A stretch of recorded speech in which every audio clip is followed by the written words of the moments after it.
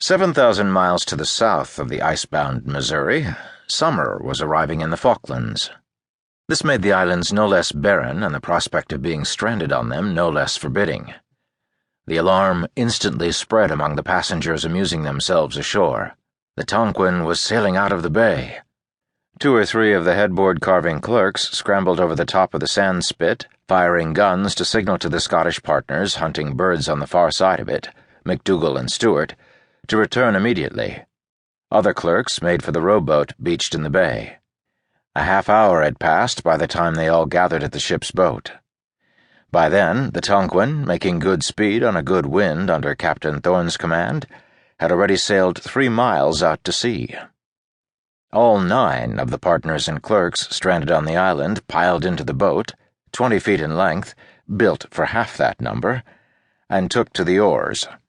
Backs bent in unison with each grunting stroke, they rowed hard after the Tonquin, expecting that the ship would heave to into the wind at any moment and wait for them to catch up. It did not. The Tonquin proceeded to sail onward, displaying full billowing canvas to the tops of the masts into the open South Atlantic. They strained harder at the oars, fighting a tidal current. The ship was fast outpacing them. As they left the sheltered bay and pulled into the open ocean, the full force of wind and waves and spray swept over the little rowboat, drenching them in cold sea water. The Tonquin now had sailed ahead by more than 2 leagues, or 6 miles. Ever larger swells broke over the rowboat's gunwales, dumping in seawater that sloshed around their feet.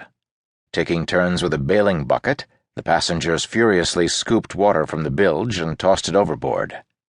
The Falklands lie only 600 miles from Antarctica.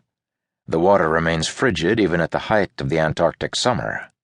If the rowboat swamped, the clerks and Scottish traders, even those who knew how to swim, would have no chance of survival. They momentarily paused at the oars.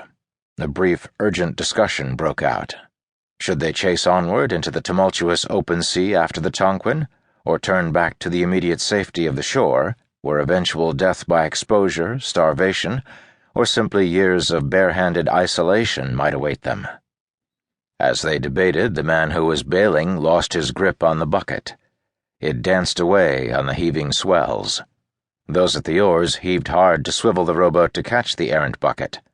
One of the oars snapped. Now they were bobbing on the open swells without a bailing bucket and missing 1 oar, with the Tonquin still sailing away from them.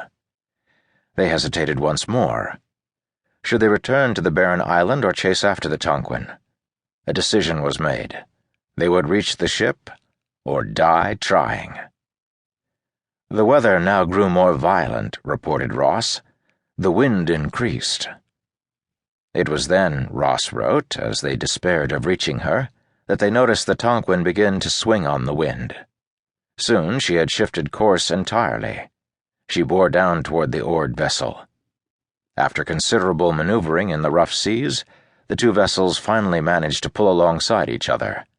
The abandoned passengers climbed aboard from the tossing boat to the safety of the big ship. Francher, who was in the boat, wrote that there was never any doubt of Captain Thorne's clear intention to abandon them upon those barren rocks of the Falkland Isles where we must inevitably have perished. The timely intervention of young Robert Stewart had saved them. Robert was the nephew of Scottish partner David Stewart, the kinder and older trader who had mediated the power struggle the first night at sea out of New York Harbor. David Stewart, the uncle, was among the passengers in the struggling oared boat. When it had become clear on board the Tonquin that Captain Thorne had no intention of turning her around to save the boat and its passengers, the younger Stewart strode up to the captain on the quarterdeck. Whipping out 2 loaded pistols, he commanded Captain Thorne to alter course immediately. "Do it," young Stewart demanded, or, "You are a dead man this instant."